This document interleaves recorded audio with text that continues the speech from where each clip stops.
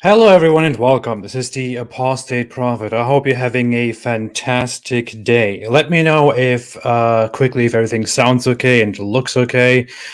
Um, since this is a live stream and I don't have a professional setup here, I always have to go through everything to see if it sounds good, if it looks good.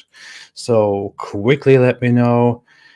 Yes, yes, no, not. Hello, hi, yes, hello, hi. Yeah, I'm just looking randomly through the comments. Cool, man, everything is cool. Yeah, sounds good, all good, everything good. Wonderful, fantastic, amazing.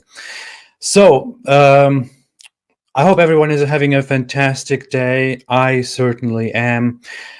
Recently, I had this live stream a few days ago in which I reviewed Sergeant Lipham's conversion story, and I really just planned that because I recently talked about the conversion stories of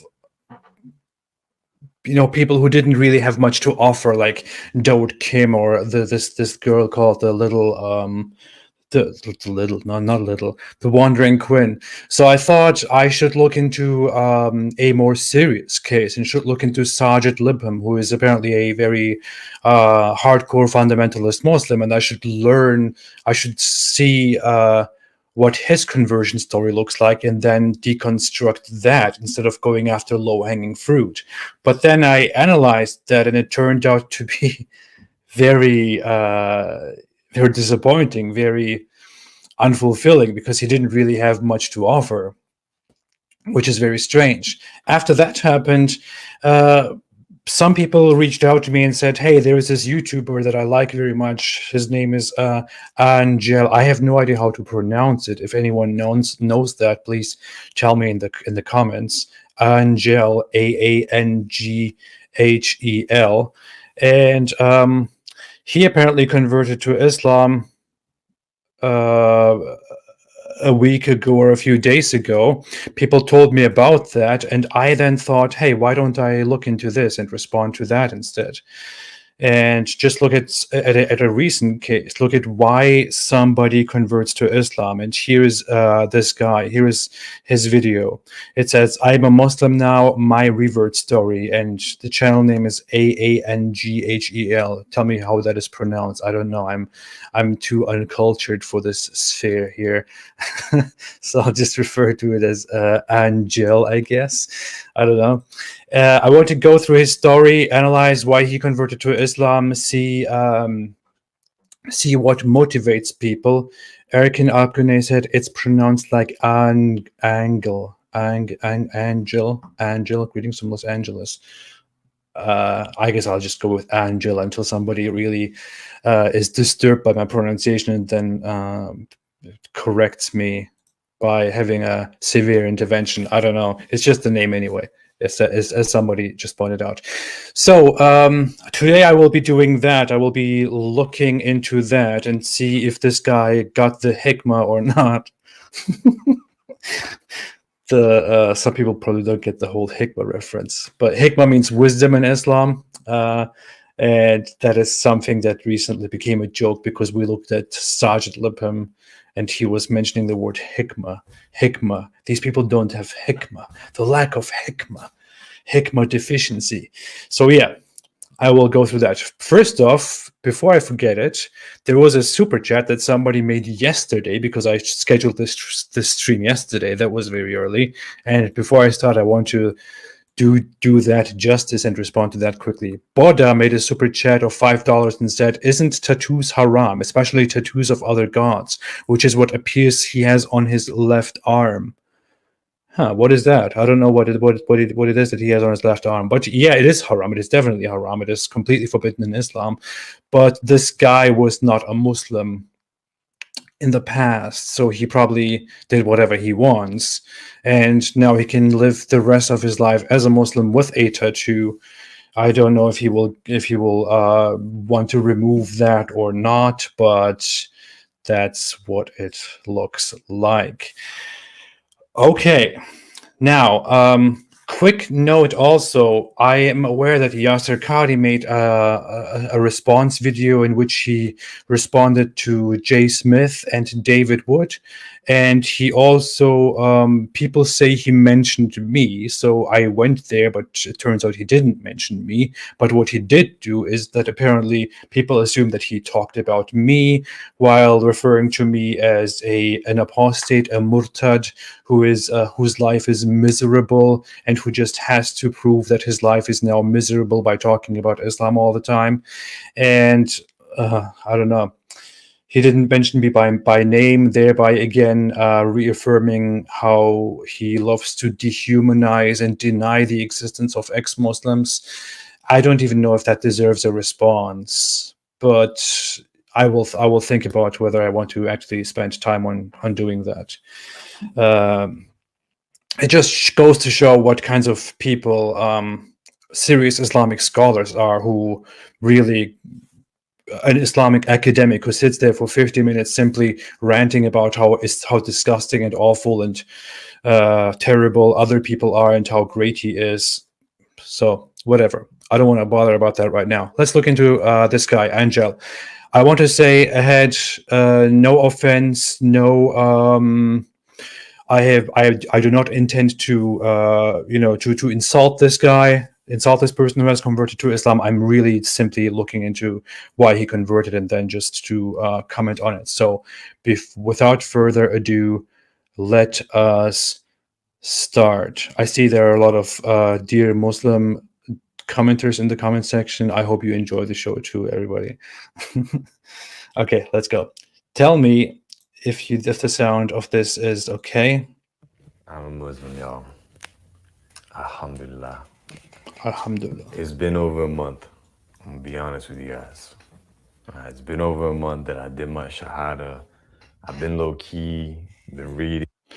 He has a very low voice. It's very, I don't know if it can keep up with my voice here, but I can't do it louder. That's the problem. I can't do it louder. This guy is like that is as loud as it gets. I don't know. He has it's his sound is very low.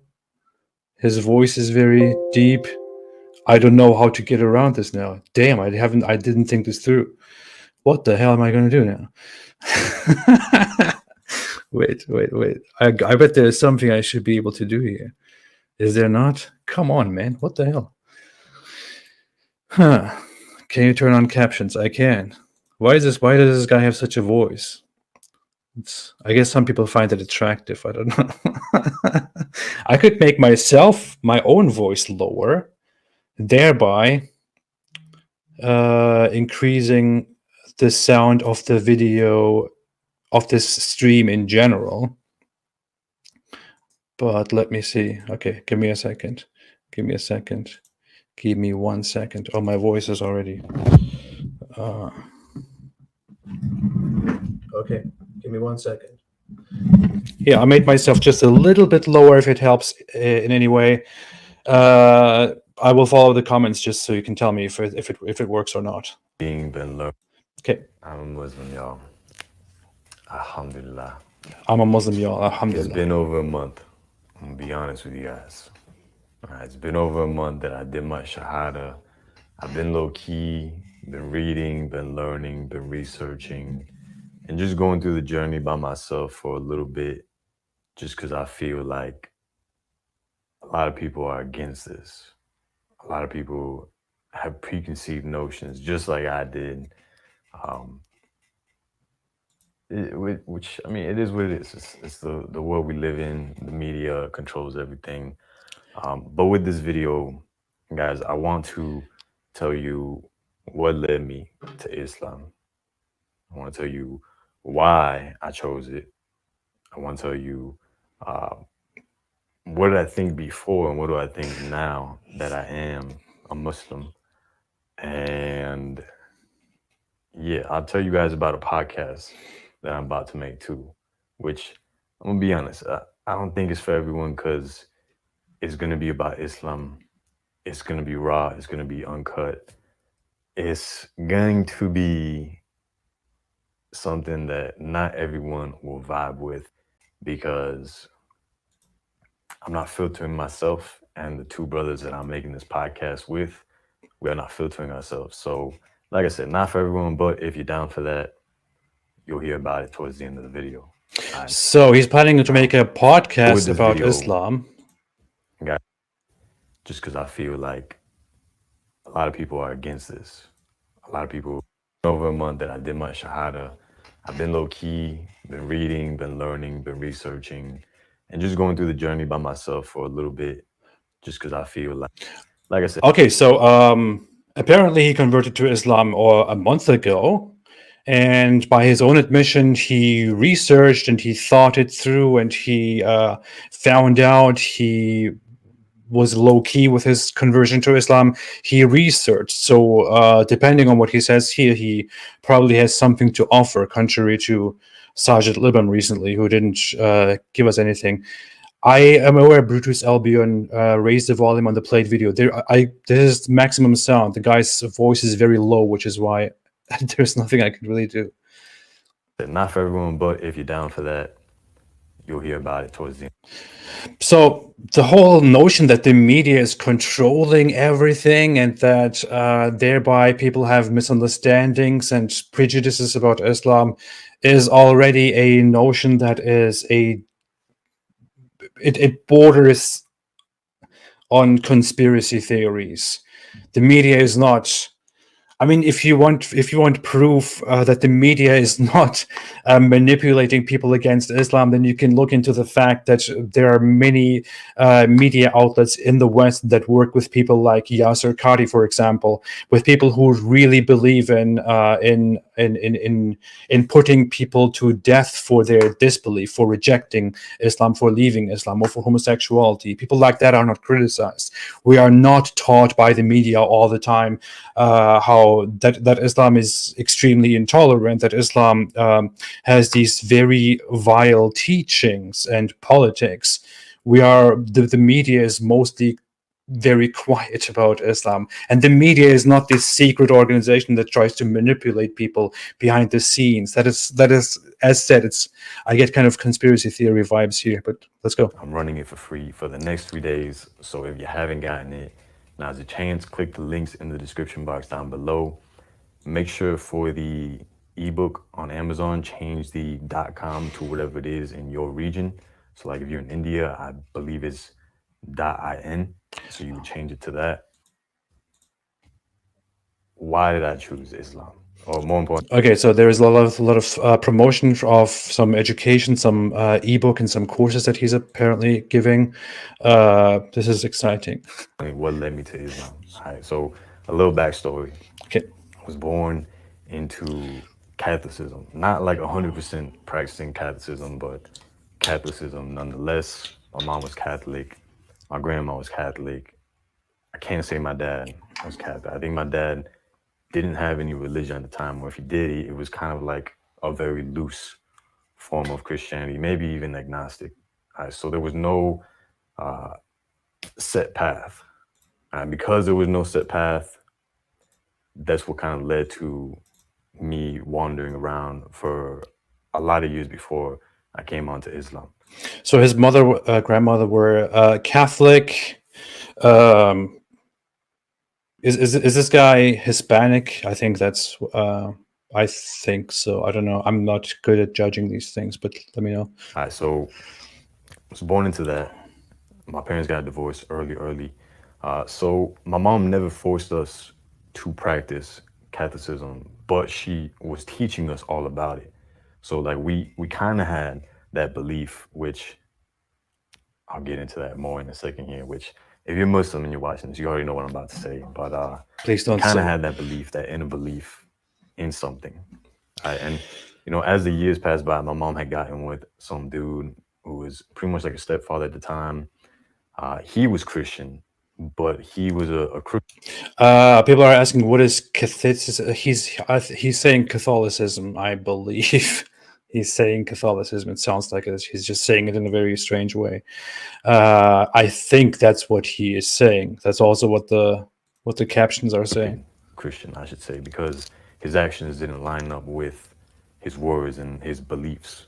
He believed in God, but dude abused me for like most of my childhood. And so, I mean, there's that. And I'm not saying I'm judging him, I'm judging Christianity or any of that stuff based on what he did. I'm just saying that like that led even more to me not having a solid foundation for as to like what I was, who I believe, or what I believed in, and just having a set path to walk on. And then from there, I remember my sister had a baby, passed away around like 6, 7, maybe 8 months old. And at that point, it's just like there had been so much that happened negatively in my life. I had been through all that abuse. I was just having such a hard time. Then that happened with my sister that it's like I just questioned. I questioned God. I questioned there even being a God. I was like, you know what? There's no way that there's a God if something like this happens. If I'm going through something like this, if other people are suffering and going through all these things. So I became atheist for I want to say maybe like 3, 4 years. And the entire time I was atheist, like, yeah, I looked into science very strongly. And anytime someone tried to bring up God or would try to bring up religion or anything spiritual, I would shut them down and I would try to say all these things and try to prove that God wasn't real. I would try to prove that everything that they were believing in, everything that they were thinking of, everything that they were saying was just dumb, just not real. Okay, I have to jump in somewhere. So there is a lot of we will probably see this in all these. I'm making a series of this now, by the way. I think I will talk about a lot of converts, look into their stories, comment on them, deconstruct them, and I will do that with no matter who it is. If you believe that there is a convert to Islam who has a very solid story and very solid arguments explaining why he converted to Islam, please send me references to that, and I will look into that right here live and analyze their stories and try to understand and explain what's going on. But what is quite common, I believe, in conversion stories, as we see here, is that he describes he had a lot of pain, a lot of suffering, abuse, dark things in the past that made him question everything. His sister's child died, and that made him question things, and that led him to this common popular conclusion that there can be no God if there is suffering in the world. If God allows children to suffer, babies to suffer, then God cannot be true. That is as an atheist myself, I will say that is a very simplistic, a very simplistic conclusion to things. I know it may sound a little bit heartless, but it's a very simplistic conclusion of things. So insofar that doesn't really sound intellectually high and advanced to me. I do not know what kinds of atheist positions he defended and engaged in. I would like to try and find that out further. But I do not think that is a very advanced way of thinking about God and about morality and about things. It was just retarded, for lack of better words. And I hate to say that, but I mean, that's the truth. That's what I did. And I was very miserable during the time that I was atheist. And I remember there were bits and pieces or bits and parts where I was with this girl and she was Christian, so she would always bring me to church. But it's like, I never vibed with it. I never really vibed with it. And then her and I, we ended up breaking things apart. It was like 2015. Then I ended up meeting my ex, which was my fiance. It's the one I was engaged to. She was Christian. Her family was very, very Christian. And her mother was literally a believer. Like, if you ever seen a believer, like, this is someone who's legit a believer. Right? She was very strong in her faith. And just being a part of that made me want to seek God and to go deeper into it. And what's a legit believer? It's like, how do you define a legit believer? At the time, which I completely forgot to say, but at the time I was starting to come back to God. I just didn't know what I was doing. I was on this new age thing where it's like consciousness, meditation, third eye, pineal gland, astrology, crystals, astral projection, all this stuff where it's like, yeah, I was seeking God, but I didn't have a set path. I was like wandering about in the dark, just lost, to be honest with you guys. So I do not understand that at all. I mean, he just talked about how he was he found himself within atheism and in scientific positions, but now he's talking about how he started falling into. but I didn't have a set path. I was like wandering about in the dark.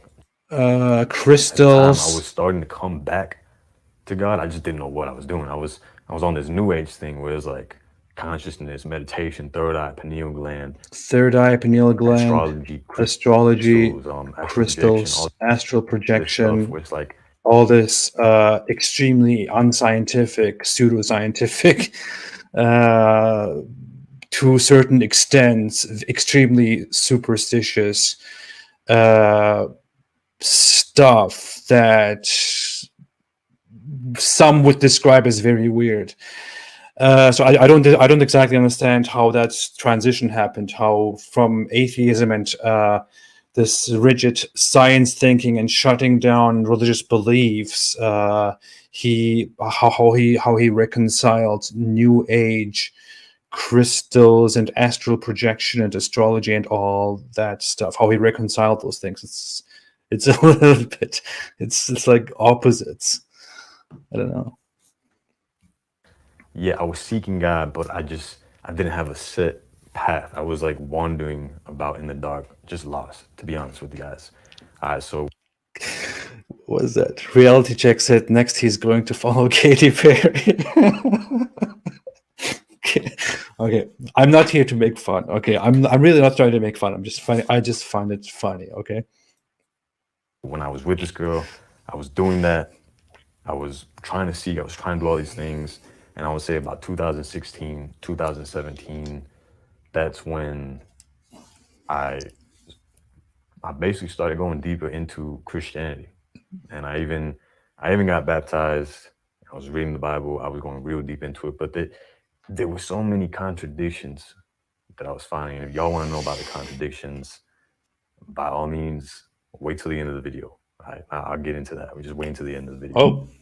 At the end of the video, there will be contradictions about the Bible. Things that just left more questions than answers, and it wasn't clear cut. It wasn't logical. It was just a lot of stories, which I don't mind the stories, but it's like it's something that you had to interpret for yourself. And I feel like if something is going to show you the way, if something is going to show you a set path, there really shouldn't be that much room for interpretation, but more so a clear-cut, raw, like, hey, this is it, go ahead. Like, that's the path right there. This is all you have to do. A clear-cut instruction manual. Why?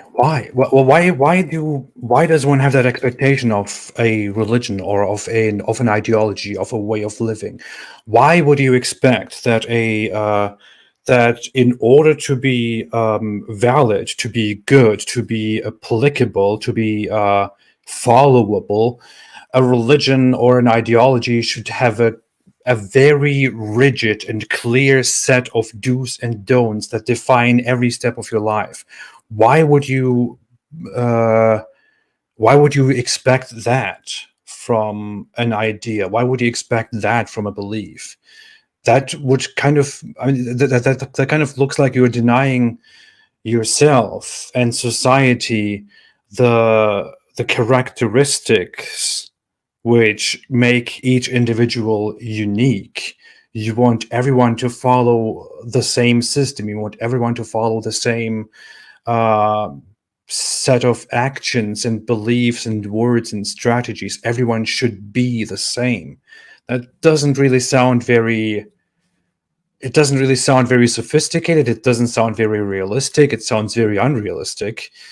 And I kind of get how he finds himself in Islam eventually, because that is basically Islam. Islam is the only religion ever out there that has so much control over your life, and that tells you for every single thing that you do throughout every single day to do it a certain way. Islam is the only religion that does that.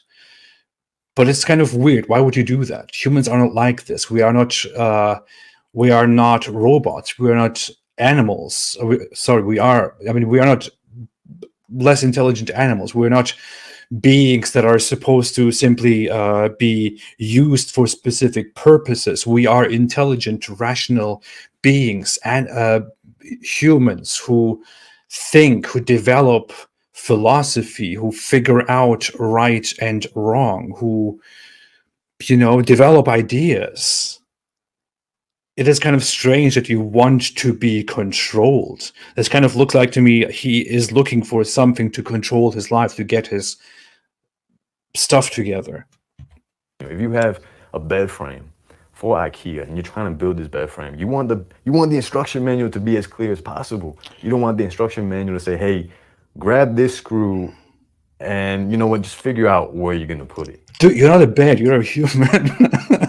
You are not a bed. You are not a bed. You're not a piece of furniture. You're a human. You're an intelligent human being. An intelligent human being who is in this world, who can find so many different ideas, who can explore the world, who can explore. If you lived for 500 years, you could explore different ideas and learn new things throughout those 500 years. You are not a piece of furniture. You're not something that is that needs instructions. That's like the opposite of what I seek in life. Just have fun. Go and figure it out. Like, you don't want that. If you have an instruction manual, you want it to be clear, concise, precise. You want it to be clear cut, just cutthroat, to the point. You know what I mean? So it's like the Bible wasn't that for me. And like I said, it kept bringing up more questions than answer. And I'm not knocking it, all right? Because who am I to tell someone that what they're believing is right or wrong? So what the Bible does is, I guess this is what he means. What the Bible does is that it tells you the origin and the history of things, and it tells you this is what happened, this is what is happening now, this is what is going to happen, this is why there are problems, this is what the solution is, and this is what will happen if you follow or disregard the solution. It doesn't give you specific, clear instructions on how to live your life. It simply gives you values instead of giving you direct, specific examples of how to do this and how to do that. Instead of giving you clear instructions, it is giving you the sentiment, the value of how to of how to live and what to be like. In Christianity, it is, for example, very important for Christians to be Christ-like. This is a term, to be like Jesus, to be, to follow his moral example, to follow the values that were presented by him, instead of following a certain set of rigid instructions, as it is in Islam, for example. And apparently he's looking for those rigid instructions. Of course. Ryan Joseph made a super chat of $2.79 Canadian dollars and said, AP, love the content, brother. Thank you so much. I appreciate it. Mickey Esu made a super chat of $20. I still don't know what that is. And said, Muslim conversion bingo. Jesus as God never made sense to me. Awkward mention of reversion. Always believed in a God as a child. Found out Islam was misrepresented by the media. I read the Quran. It made sense to me, etc. Seriously, the last two conversion stories basically went like that. I am very hopeless about the future of this series. Okay, I'll go on. I'll read the others later. Was that opinion might change the deeper that I get into Islam, but I strongly believe that God guides who He wills, and if the only way to reach you, did he just say what I think? Islam. You know what I mean? So it's like the Bible wasn't that for me. And like I said, it kept bringing up more questions than answer. And I'm not knocking it, all right? Because who am I to tell someone that what they're believing is right or wrong? Now, of course, that opinion might change the deeper that I get into Islam. But I strongly believe that, God guides who He wills. That's a good sentiment. See, that's a good sentiment. I appreciate that. That is a good this is something that you rarely hear from people who have converted and who have gone too deep. I hope he doesn't go too deep down the rabbit hole. Can you use it in a negative sense? I don't know. But so he still leaves things open, and he could change his mind as he progresses, as he goes into Islam, as he learns about Islam, and he might change his mind on how he judges religion and truth and false. And I hope he sticks to being intellectually honest. I mean, that sounds good, right? And if the only way to reach you is through Christianity, or if the only way to reach you is through Buddhism or even the New Age stuff, Hinduism, whatever it is, then that's how he'll do it. That's how God will guide you. Whoa.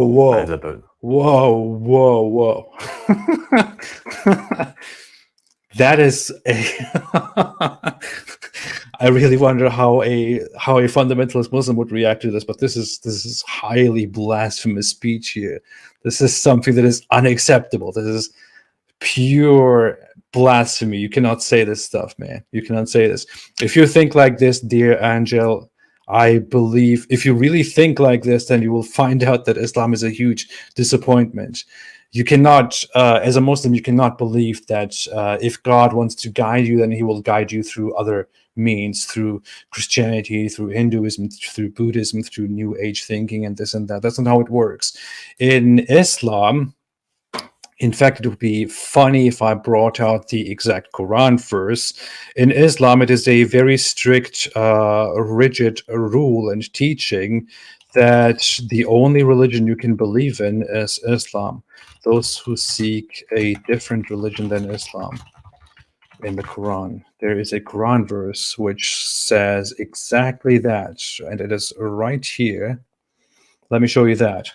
It says in Quran chapter 3, verse 85, and whoever desires other than Islam as a religion, never will it be accepted from him, and he in the hereafter will be among the losers. So what the Quran is telling you here is if you dare to choose for yourself a religion other than Islam, then you will be punished.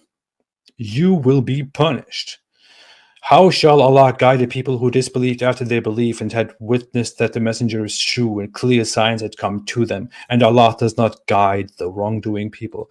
So in Islam, this is a very strict teaching that if you choose any religion other than Islam, then that means your religion is wrong, and you will, as the Quran says here, abide in hell eternally. There is no other path. Islam is the only answer according to Islam, and Islam is here to be superior above every other religion. It is supposed to prevail and be victorious over every other religion that exists out there. No other religion is accepted. Another Quran verse, I think, says that no other religion is accepted by Allah except Islam. But yeah, you get the point. Technically the right way, well, maybe not. I can't fully speak on that yet because my knowledge is limited. I'm still very new to this, but it will change. To keep going with the story, I kept going into that, and I remember her and I split beginning of 2018, and during that time, I dropped the Bible, I dropped Christianity, and I pretty much became agnostic, where it's like I believed in God, but I didn't really go much further than that. I stopped all the spiritual practices. I stopped really trying to do all that New Age stuff. Like the only thing I really kept was meditation, and that's pretty much it. Right, that's pretty much it. But fast forward to 2019, I'm over here living with my two best friends at the time. And it's like, I had everything. Material-wise, I had everything. Social-wise, I had that. I was talking to girls, nothing serious, but I was talking to girls. Like I said, I was talking to girls. I was ready for some sugar walls. It just didn't end up happening. But I was talking to girls, like everything. I had everything that I could want at that point.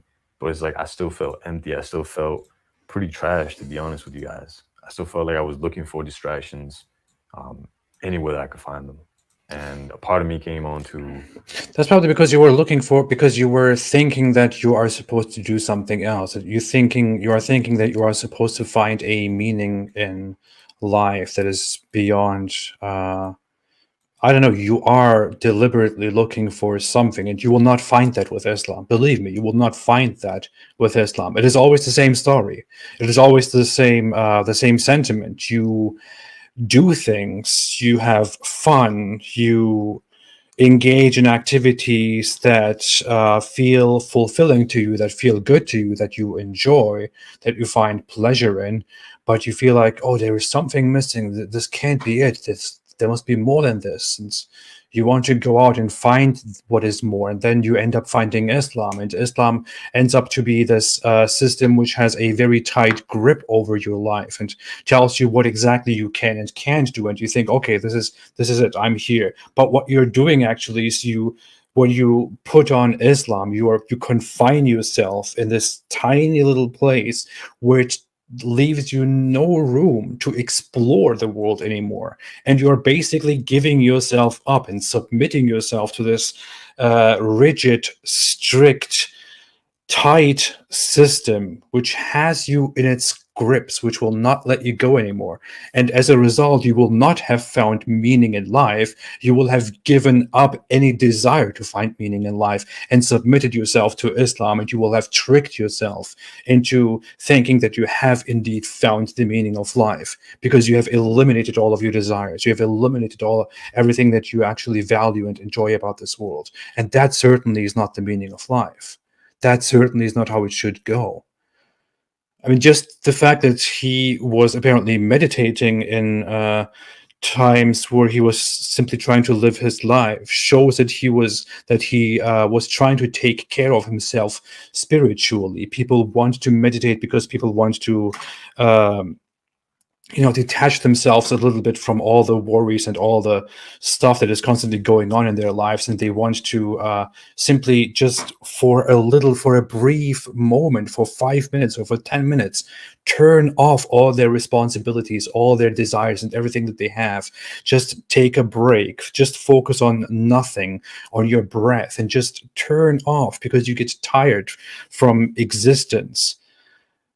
And you need that, you find pleasure in that. But if you now turn to Islam, then you kill all those desires forever, and you kill everything that matters to you forever. And that definitely is not the meaning that you are looking for in life. Don't go there, man. or not a part of me, but I had stumbled onto dopamine detoxing. When I had first done dopamine detox, I remember very clearly that I was being almost like drawn to it, like something was telling me to read the Quran. And I've never read the Quran, but I had a Quran. I had a Quran and I had a Bible, because I had some kind of bookshelf in my room. It was silly to even think about that, but I literally had them just for display, with this Arabic knife and these crystals and these plants. Okay, so people were pointing out that he's very much into these into exotic things. That's what it looks like, and this just confirms it. So he was just having the Quran and this Arabic knife and crystals for display, not because he was actually interested in studying them. And yeah, he's interested in exotic things. It's always the same sentiment. He just mentioned dopamine detox, which is interesting. I could talk about that lengthily, but I want to listen to what he says about it. Stupid. I was stupid. But you know what? Everything happens for a reason. All right. So I started feeling pulled to read the Quran. I do not read it because I was ignorant at the time. I was closed off. I did not want to. And I remember that just kept going. I kept feeling that over and over and over and over and over again, but I just kept disregarding it and doing my martial arts and doing my work, because I was real headstrong and just focused on what I was doing this whole dopamine detox for, which if you watch my videos, that's what I said. I said that I was doing it for martial arts and for my work, to become more obsessed with martial arts. But here I am being pulled in this direction. So dopamine detox is a practice. This guy is apparently, he makes videos on personal development, personal motivation, letting go of addictions, dealing with a masturbation addiction, a nofap campaign, and talking about dopamine and things like that. The thing is that he engages apparently in a practice called dopamine detox, which is dopamine is a chemical that you have in your brain. It's often misunderstood what dopamine actually is. Dopamine is not a pleasure chemical. It's not a chemical that makes you feel pleasure, that makes you feel happy, or that you get when you do something that you really like. What dopamine actually is a chemical that that makes you want things, that makes you want something, that makes you desire something. So a fine example is people who play video games very frequently know this. They are aware of this.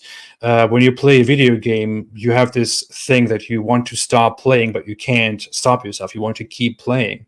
And what has actually happened, and you can keep playing then for 2 hours. And after you are done with that 2 hours of playing, you don't actually feel better. You don't feel very satisfied and pleased. You actually feel very drained and just bad. You feel terrible, because what makes you keep playing is dopamine, because your brain keeps thinking that you want to play. You want to play because you will get something in return. You will achieve something. You will do something, and you want to keep achieving that thing, keep doing that thing, without actually getting any reward from it or getting any pleasure from it. That's what dopamine is about. It's a very essential chemical. It gives us the ability to have goals in life, to achieve things in life, to have to work, to compete with others, to aim for specific things.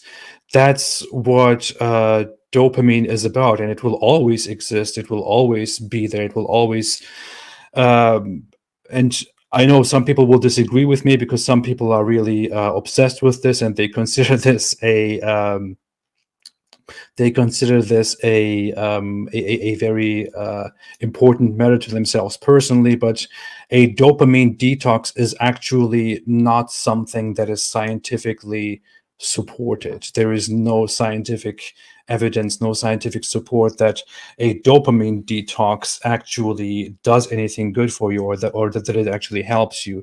A dopamine detox is when, for example, for a few days or for a long amount of days, you shut down everything that you want to do, everything that you enjoy, and you just start fasting. You don't look at electronics, you don't look at sexual stuff, or you don't do things that you desire, that you really want, and you just put it all away in hopes that you will gain more self-control and more focus. The issue is that this is a very unscientific approach and unscientific understanding of how dopamine actually works. And there are actually many scientific perspectives which prove or assert that a dopamine detox could actually be bad for you, because you deprive yourself of certain things that you want to do in hopes that you will stop wanting those things, and you will get better over time. You will have more focus over time, but eventually you stop that fasting and you get back to doing those things. And when you get back to doing those things, you will have quit and then again started doing things that you thought were bad for your focus. What it eventually does is that your brain gets used to taking a break from something that your brain finds very desirable, and then to suddenly get back and consume that thing again. As a result, your brain simply just ends up wanting more of that specific stuff.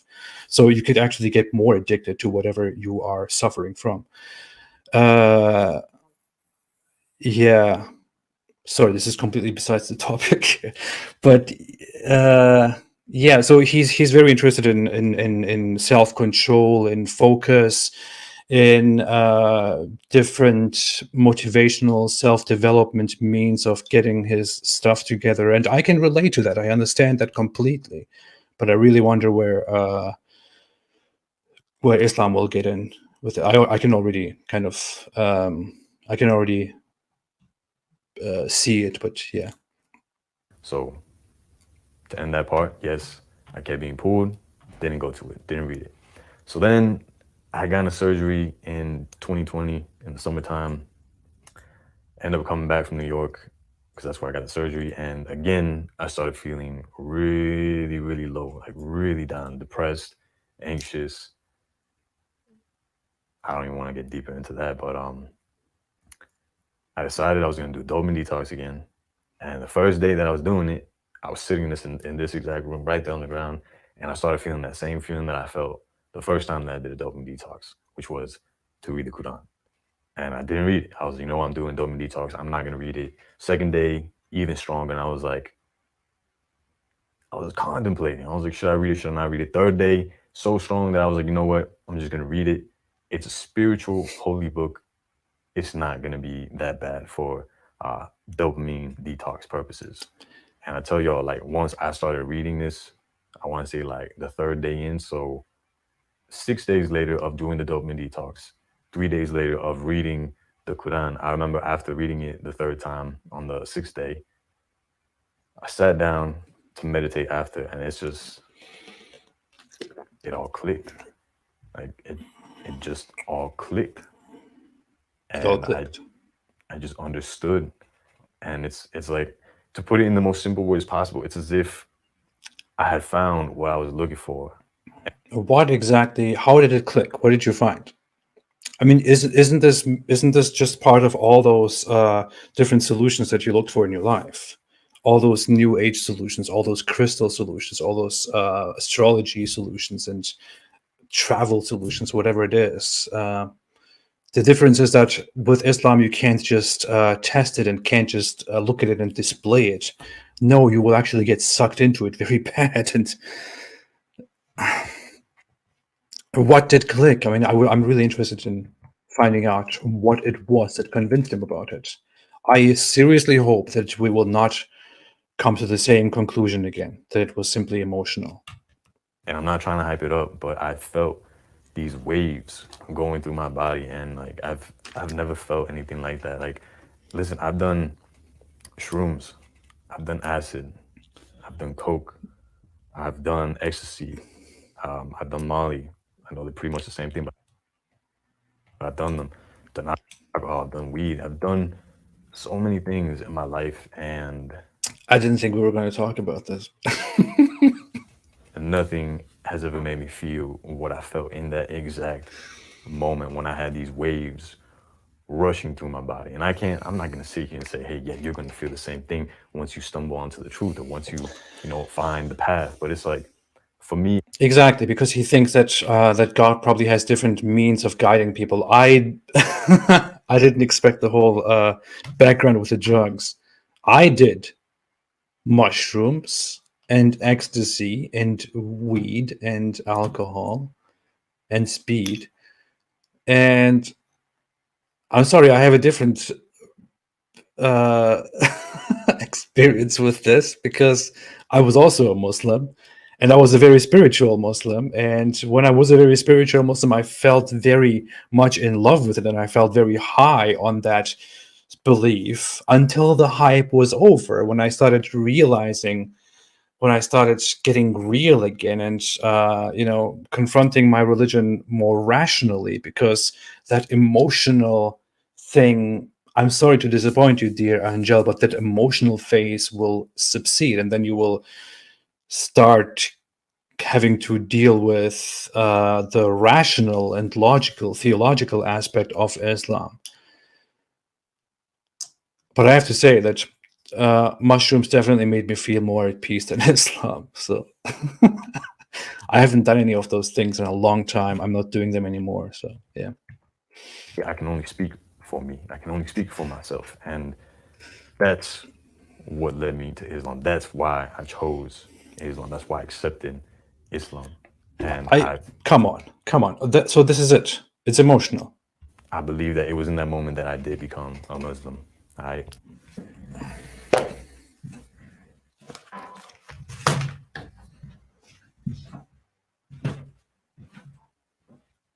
No.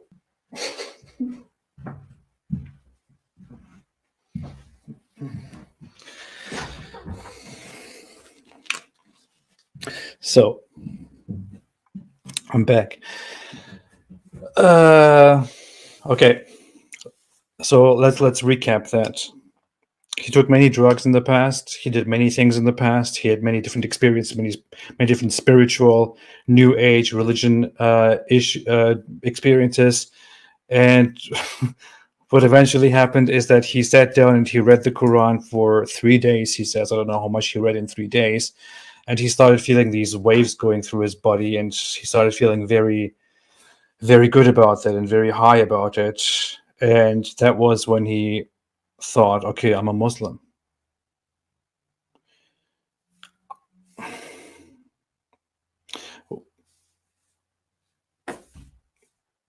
Why?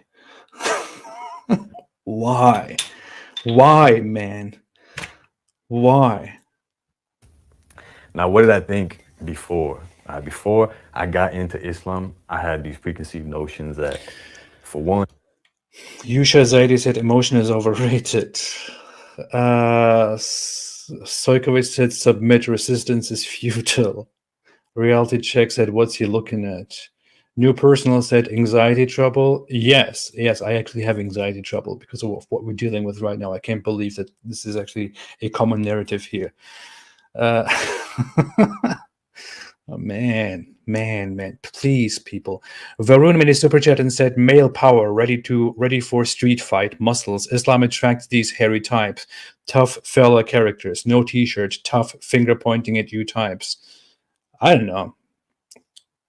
I don't really care that much about masculinity, so I can't really. I'm not a very masculine person. I believe I bet this will be cut out by some people again. Varun made a super chat again of $5 and said, I had so much freedom I could not handle, so I tied my hands. Sojkovic made a super chat of 500 Czech crowns and said, if you can split the Quran in two, therefore you are the real final prophet. Hope baby's fine. We need more prophets. Send my greetings to your labradoodle. Woof. Thank you so much. I appreciate it. I will. Thank you. Okay, I'll go on for now. Islam was only for Arabs, which is retarded. What? Islam is for everyone. Dude, you can't say Arabs. For one, Islam was only for Arabs, which is retarded. Close your mouth. Islam is for everyone. It's just a preconceived notion. There's things that I was thinking about. Number two, he thought that Islam was only for Arabs. Arabs. That's a very shallow understanding of Islam, which he had beforehand. I understand, but I thought that it was something very oppressive. But the more you read into it, it is. The more you see for yourself that it's actually not oppressive. It is. And then number three, it is.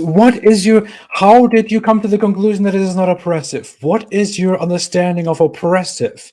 I'm sorry, Angela, I don't want to yell at you, but seriously, what is your understanding and your definition of oppressive? And how did you conclude that Islam is actually not oppressive and that is only a prejudice, only a misconception? Because as far as the definition of oppression is concerned, Islam would of course not never describe itself as oppressive, just like no oppressor does. But Islam is oppressive by all the standards that we have. Islam oppresses women. Islam oppresses people like me who leave their religion. Dear Angel, here is a secret for you if you do not know this yet. Leaving Islam is punished with death. And all these Muslim apologists online will agree with that. It is punished with death. Muhammad himself, according to the most authentic reports, said, those who leave their religion, kill them. And this was applied in Islamic history forever. It is still applied in many states today, in many Islamic states today. Criticizing Islam, questioning Islam is forbidden. It is haram. Women have to cover up so that they are not seen as free women in society. They can be beaten by their husbands. Slavery is a thing. Other religions are prompted to convert to Islam. If they do not convert to Islam, then they are told to become subjects of Islam and pay protection money to the Islamic government, and their religion will be subjugated by Islam. They will not have the same standards as Muslims in the country. And if those non-Muslims, if those different religions reject both of these things, then they will eventually be attacked. And if they are defeated, then they will be enslaved. And that slavery includes sex slavery. So I don't know what your definition of oppression is. Let's completely leave aside the fact that Islam has a completely strict grip on your entire life and every moment that you have.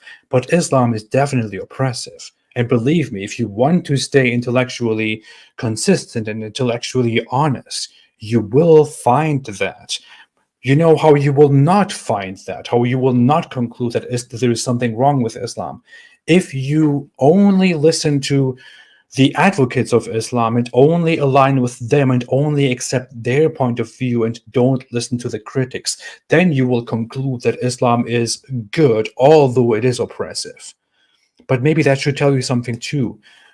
Muslim defenders, Muslim apologists hate critics like me and hate ex-Muslims like me. They don't want you to interact like me.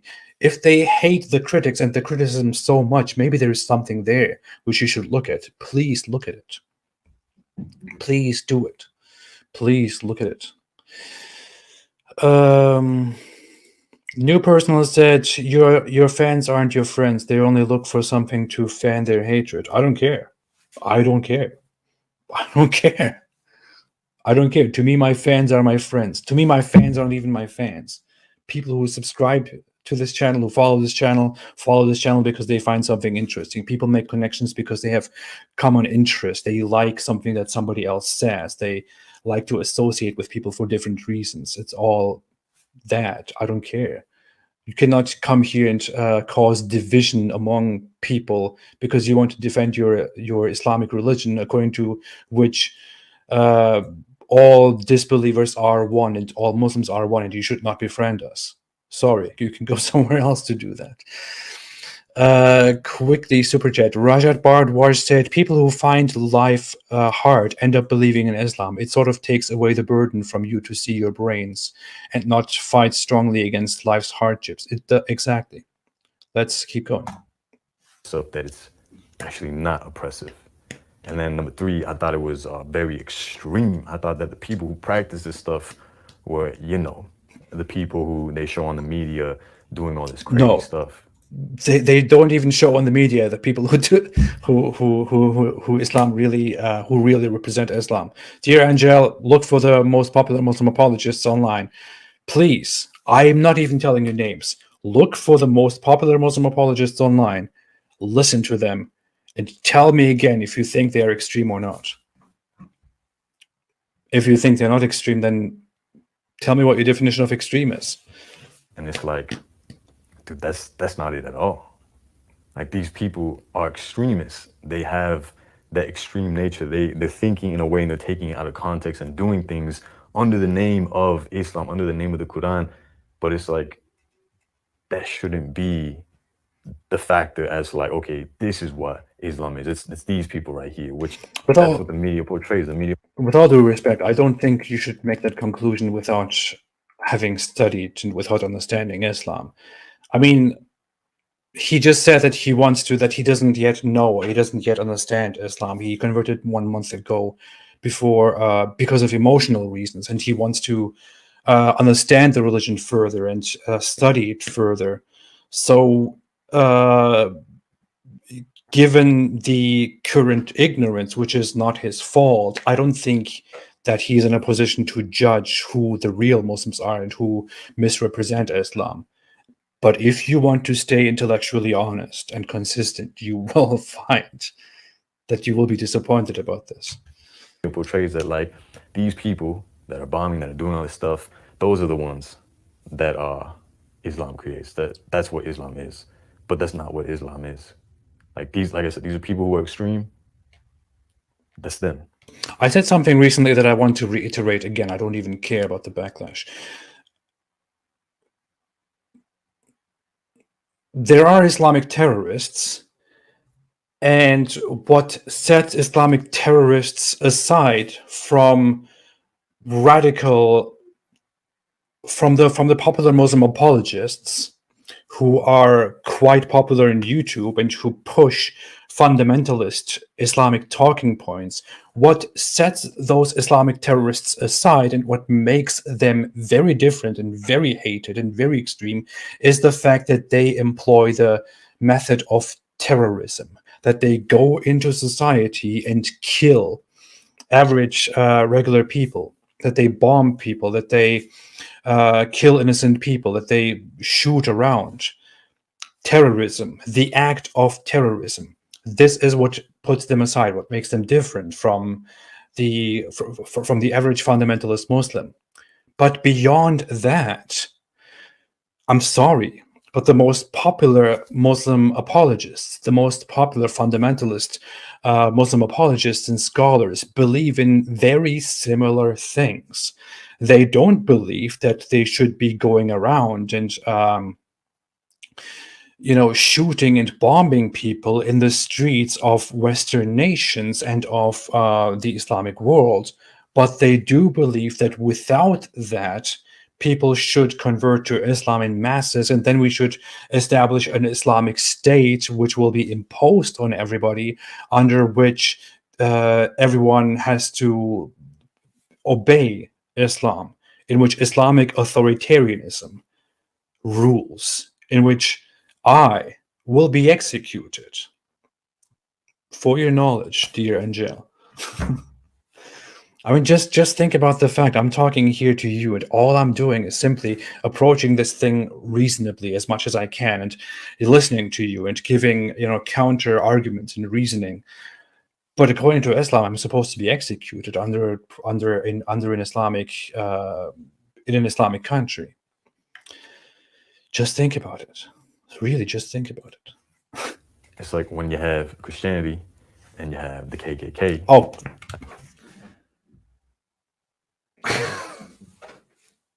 Is he going to say the Crusades next, please? Like, well, you don't say that everyone who's Christian is like these people. These people were just extremists, and they took it out of context.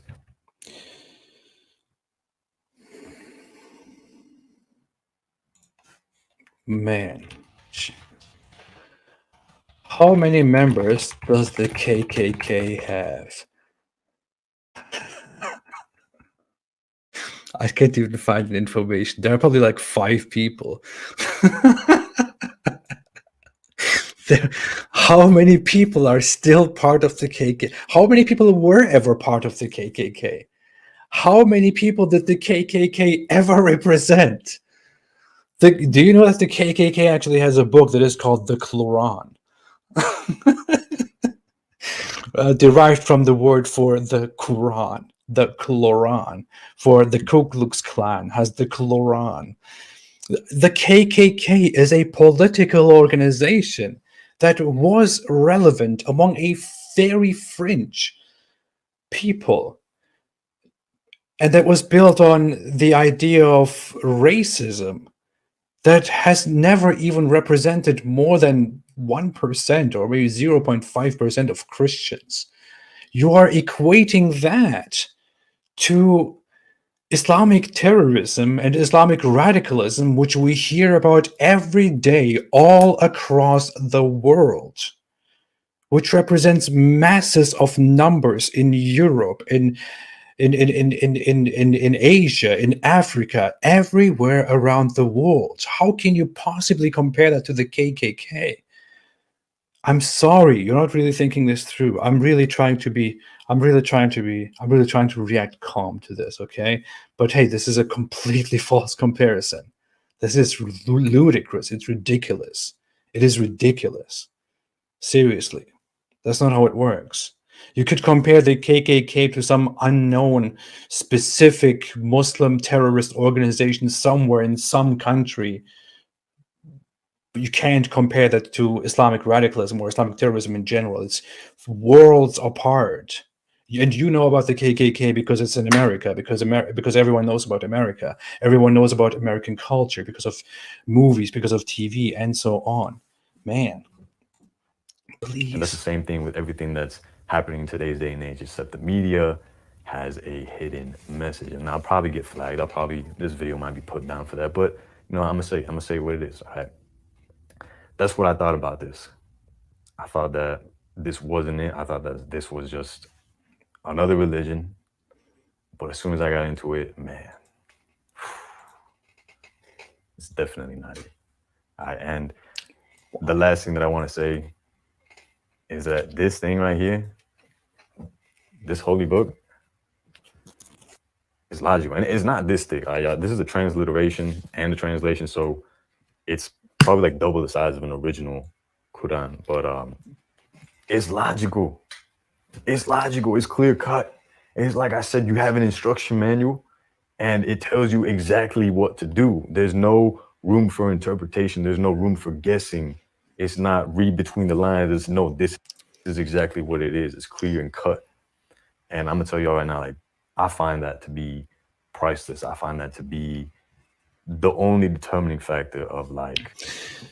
I have to tell you, the short comment about the media aside, I would really like to hear what is logical about the Quran, but I guess we have 2 minutes left in this video and there will not come any resolution to that. So again, we will be disappointed hearing no reasoning on why the Quran is logical. But hey, the Quran is not logical. The Quran is not logically fantastic. It's not logically impressive. It contradicts itself. It has it gets many facts about humanity, about history wrong. It gets many facts about science wrong. It makes many assertions that are simply unfounded, makes many claims that are logically inconclusive or simply wrong. There is nothing logical in it, and you cannot conclude after reading the Quran for 3 days that this is very logical. I mean, this is not how religion should work. This is not how conversion should work. There is no logic to it. And if you want to find a guide to life, the guide to how to live your life is not even in the Quran. It doesn't really describe how to live your life. But you will find, if you look into the hadith on Muhammad's example, you will find specific explanations on how to do each and every action in your life, and that is a little bit ludicrous. But the Quran is neither logical nor does it give you certain instructions on how to live your life. That's not really true. Should you take this path? Should you not take this path? But then again, that's just me. That is just me. I'm just saying, yeah. But to end the video off,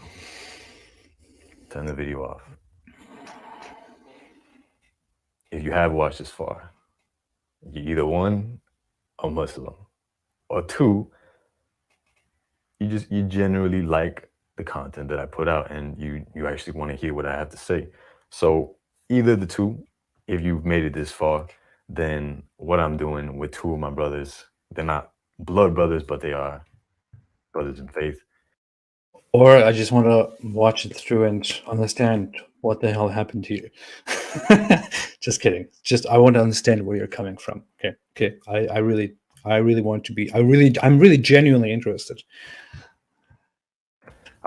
We're making a podcast all about Islam. We're going to be talking about all the details. We're going to be going in depth, like why Islam logically. We're going to be talking about haram, halal. We're going to be going in depth as to like why things are haram, because like that's something that I didn't understand from a non-Muslim point of view when I wasn't a believer. Oh, that's funny. Yeah, someone said he was supposed to talk about contradictions in the Bible. Yeah, did you forget that? I don't know. I didn't understand why there were these things that were haram, like music, for instance. Why is music haram? We're gonna get into that. He knows about that, right? But again, it's a very clear cut and raw podcast. I let him finish. There's no filtering. We're just talking straight up. We're recording our conversations and we're putting them up there. All right. So if that's something that you're interested in, stay tuned. I will be announcing it throughout the next few weeks. I'll be announcing little things here and there, and then I want to say in like 2-3 weeks, that's when the actual channel is gonna drop, and we're gonna have it on iTunes, Spotify, I believe, just all the platforms, because we're gonna have the visual and we're also gonna have the audio as well. So if that's something you're interested in, like I said, just stay tuned for it. It's coming. It is coming. But with that being said, enjoy the rest of your day, and stay away from this. I hope the video might have helped, at least in one way, shape, or form. But enjoy the rest of your day, and remember that the time is now. And stay away from Islam. Okay. Oceans that. So he is planning a podcast in which he will apparently, together with a brother in faith, sit together and discuss Islam and discuss certain things about Islam, controversial questions about Islam, whether Islam is logical or true or not, and why it is logical, why Islam has a lot of discipline issues and all that. By the way, St. Miles keeps saying, please don't forget to like the video. So please, everybody, please like the video, and let's make sure that we show dear Angel this video so that he can see this and see some criticism of his approach, where we are coming from. I would also love to interact with him on this issue. He seems like a genuine guy, as far as I can see. He seems like somebody who's genuinely seeking, who's genuinely trying to find. I also don't want to be too. I also don't want to sound condescending or be condescending here. That's not at all my point and my purpose. But what makes me wonder is, why would you make a podcast on clarifying certain matters within Islam when you have only converted to Islam 1 month ago, and you yourself have not properly read and studied the Quran and studied Islam? Just reading the Quran will take longer for you than that.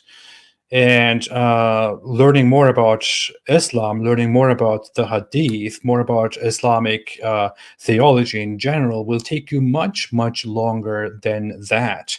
So I do not think that, I think that maybe the podcast is beneficial. Maybe with the podcast, he will actually sit down and genuinely, honestly, intellectually, honestly ask questions, comment on things. Genuinely explore things, genuinely explore Islam, instead of just trying to come to the conclusion that it is true and that it is good. Maybe he will do that, and if he does do that, I appreciate that, and I would be interested to have a look, actually. But I would always suggest first studying and understanding Islam further without going into it like this. Seriously. Yeah.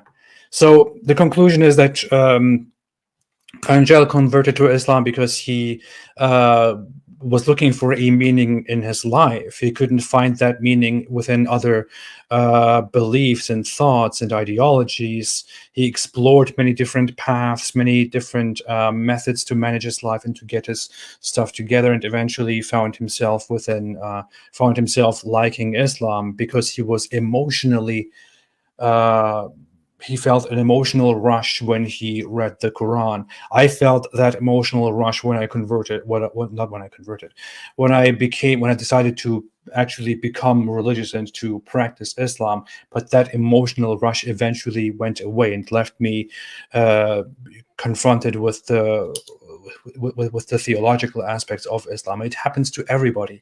People who convert to Christianity get this emotional rush. People who do other things in life get this rush. That rush doesn't really mean anything. That rush simply means that your brain, if we're talking about dopamine, you should probably understand that your brain, that your mind simply finds something there that sounds and feels good.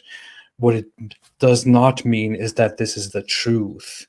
that should be up to actually further looking into the theology, the scripture, the logic of things, and then figuring out whether it really makes sense or not. And hey, seriously, if dear Angel here wants to explore Islam further, if he wants to interact with people, not only with advocates of Islam and believers of Islam, but also ex-believers and critics of Islam, I would love to have an interaction with him. I would love to have a discussion with him. I would love to join him in a conversation. I would love for him to join me in a conversation and to discuss Islam, discuss his impression of it, and tell him what I think and what I know about it. And if he's interested in that, that would be fantastic. That would be great, right? So here's my invitation out to him. I would love to discuss Islam with him. I'm waiting for that to happen. If he doesn't want to do that, I wish him all the best. I just wish that he actually explores and tries to understand Islam without letting his emotions and the propaganda without letting them get the better of him. That's what I would say. So, motivation of conversion, emotional, no logic, as far as we can see. I will move on to analyze someone else's conversion story next, hopefully next week. Someone whom Muslims have recommended to me and said, hey, this guy actually has very good reasons to convert to Islam. Look into that and you will be crushed. So, so I will look into that conversion story and analyze that. I think he's like Pondering something is that guy's name. I don't know. I will look into that. I want to be completely honest here with everybody. Okay. I will read some of your comments and super chats. Thank you, everybody, for joining, by the way, and thanks for listening. Thanks for recommending this and appreciating this. Let's see. Shiku Nilo said, AP is addicted to porn, guys. Anyone who has ever done a dopamine detox has felt amazing. Stick to Islam, AP. Don't think your knowledge transfers. Shut up. I mean, if it helps you, I guess do it. I'm not saying anything. I'm just saying that's the science side does not really support it as far as it goes. And you see that people relapse all the time. I mean, seriously, come on, man. Susan F. Lorito Schindler made a super chat. Thank you so much, of $5, and said, love AP. Truckers listen on the road. Oh, nice. Thank you. Rallers made a super chat of 200 Swedish krona and said, hi AP, do you have any video where you react to Leslie Hazelton's TED Talks and video about Aisha? She seems to be this typical older liberal SJW woman who in many stances keeps defending Islam. Wish you a nice weekend. I actually have a book of her where she writes about the biography of Muhammad. It's called The First Muslim. I have it right here. It's on the floor. That's how organized I am. I tried to read a little bit of that book. It looked quite reasonable because she's kind of analyzing Muhammad as a regular person, as a human rather than as a prophet, and also, also kind of criticizing him and exposing his human and his natural side and his desires and flaws and all that, although she's not really being very honest about it to the fullest, I would say. But I think I saw bits of that TED Talk, but I could have a look at that again. It's just whatever. Yeah, thank you. Faithful Dune, how do you say that? Made a super chat of $30 and said it was narrated from Ubay ibn Ka'b that a man boasted in an ignorant manner of his tribal lineage, so he told him to bite his father's male member, and he did not use a metaphor. Yeah, that's a narration that I am aware of. I wanted to bring that up sometimes, but I just find it kind of disgusting to talk about. But yeah, That's it. You see from some Islamic narrations that it was quite common for the Muslim believers and followers to insult people and their parents and their gods in sexual ways, as has also been presented by a popular Muslim apologist quite recently. Thank you, faithful. Gerardo Cantu made a super chat and said someone should have gifted him a Jordan Peterson book, $5. Thank you so much. Yeah, I have personally never listened to Jordan Peterson's motivational books and speeches, only a little bit. I was more interested in his whole philosophy, psychology talks without getting the whole be motivated part. But yeah, I heard it helps people. Dennis Chu, much respect to Jordan Peterson, by the way. Dennis Chu made a super chat of 100 Indian rupee. Is that what it's called? He was supposed to talk about contradiction in the Bible. Yes, yeah, yes, yeah. I forgot it again. He said that he said we should wait for the end of the video, in which he will probably talk about contradictions in the Bible. But maybe he meant that at the end of the video he will announce that he's going to do a podcast, and maybe in that podcast, which is supposed to be about Islam, he's going to talk about contradictions in the Bible. I'm excited. Ex Born Again made a super chat and said, "Keep up the good work. Thank you so much. I appreciate it." Not a Chump said, "Say it in his voice."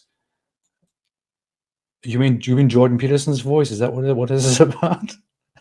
Jordan Peterson? I can't really do his voice. Can't really do his voice. It's like it depends on how you define God.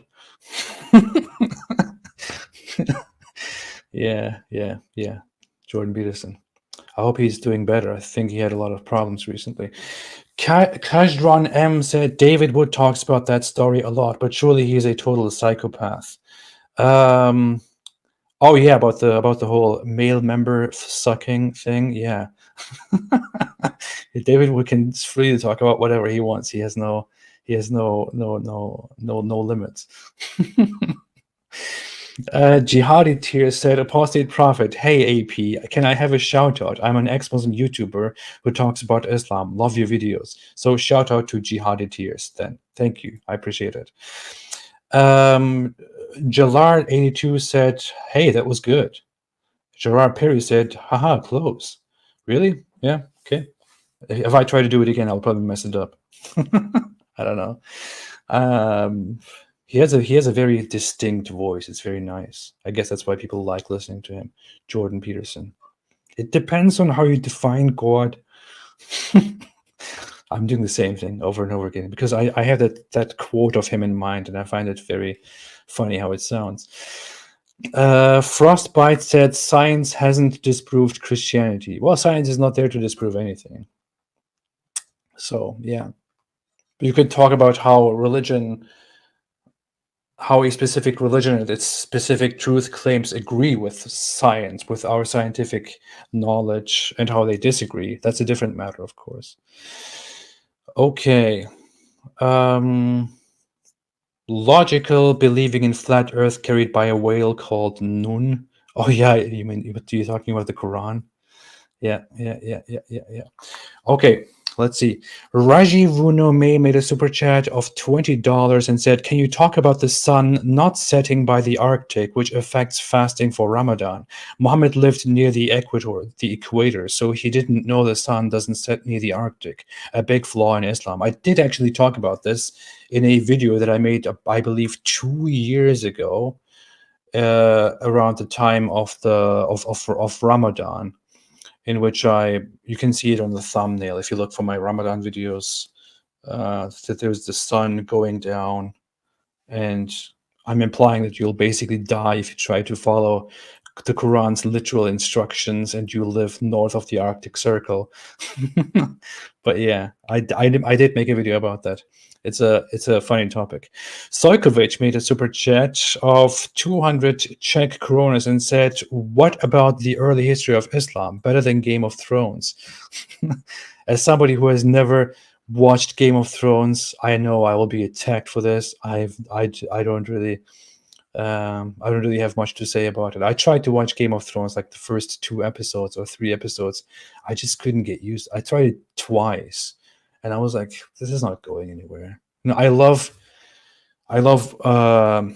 history stuff, throne fights, strategy, wars stuff, but I think it's the fantasy aspect of Game of Thrones that kind of makes it uninteresting to me. I love watching history series and history movies, but I don't like it when fantasy comes in. I don't know. Michael David Dixon made a super chat and said of $2.99 and said, "Can you do a video about Muhammad's blatant racism?" I could address it. I'm thinking of making a video response to a certain video that I saw online, which says, which asserts that Muhammad was the first anti-racist, and I want to make a video response to that. So that's kind of, that goes into that direction. And finally,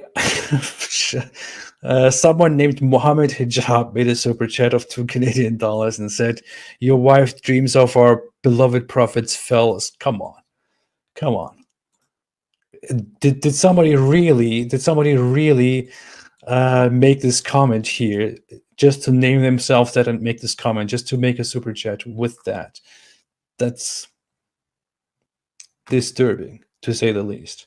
Disturbing. That's probably something Mohammed Hijab would actually say, to be very honest. Okay, I will be leaving. New Personal said, "Apostate Prophet, talking about your hobbies, I told they aren't your friends and you're lonely." Piss off. What are you talking about? Go to your stupid little Muslim apologists who think that I should jump off a building because I'm an atheist, which means that there is nothing wrong with doing anything. So that means I should just jump off a building because what is wrong with suicide according to my atheism? That's the intellectual level of your Muslim apologists. What are you doing here? You're supposed to follow and listen to them. You're supposed to be stupid. Saint Miles said, "AP likes reality." Very cool. I do. I'm not very much into fantasy shows and stuff. Yeah. Okay. I will leave soon now. Opel Ian made a super chat of 100 Swedish krona. If I ever read something wrong, I want you to don't kill me. Hi from Sweden. Heart. Oh, that's it. Yeah, thank you so much. I appreciate it. I could have just read that and then gone on with my commentary. Okay, I'm gonna leave. Fadi Emil said, "Play Cyberpunk 2077. I will when it comes out. I do play PlayStation at home, and I haven't been able to buy a PlayStation 5. Yeah. Nowadays, I feel I play PlayStation at home, and I put our newborn baby on my lap, and then I play PlayStation while I'm doing that. Yeah, I take care of both things at the same time. That's what I do. Okay, I will leave. Mansur said, "AP Boomer." Yusha Zaidi said, "Bye, have a nice day." Gallard said, "So many Swedes here." That's good. St. Miles said, "AP has more of a life than Mohammed." Nutty said, "Love you, AP." Thank you so much. I appreciate it. Poseidon said, "Get rid of this keyboard jihadi new personal." I just did. I hit him. He's probably still making comments, but he's not aware that his comments don't appear anymore. So that's funny for him. No, funny for us, not for him. Mike Oxmall said, "Are you a Pastafarian?" No, I'm a Raelian. I'm a Raelian. Raelian. That's a new religion, a cult that has existed for a few decades, who believe in this guy called Rael, who apparently was beamed up into a spaceship and communicated with these gods who are the creators of humanity. And they he bases that whole thought on Abrahamic religion, and he said that those people are known as the Elohim, and that they sent different prophets, but humanity misunderstood their message, and then started making up these religions. But that these Elohim, who are our gods, who created us in advanced scientific labs, just want us to find peace and to stop making wars, and they want us to have a lot of sex, and then when we have peace, then they will come to visit us, they will land, and they will share their whole advanced science with us. It's and there are actually people who believe in that stuff, so it really makes you think, no wonder Islam has believers. Okay. I'm going to leave. So I'm going to leave. I will be here forever if I look at these comments. I will make a live stream just to hang out at a different time. Have a fantastic day, everybody. I will be back with a different reaction to a conversion story. Thanks for joining. Have a fantastic day. See you again. And as always, did I forget to say something? No, stay away from Islam.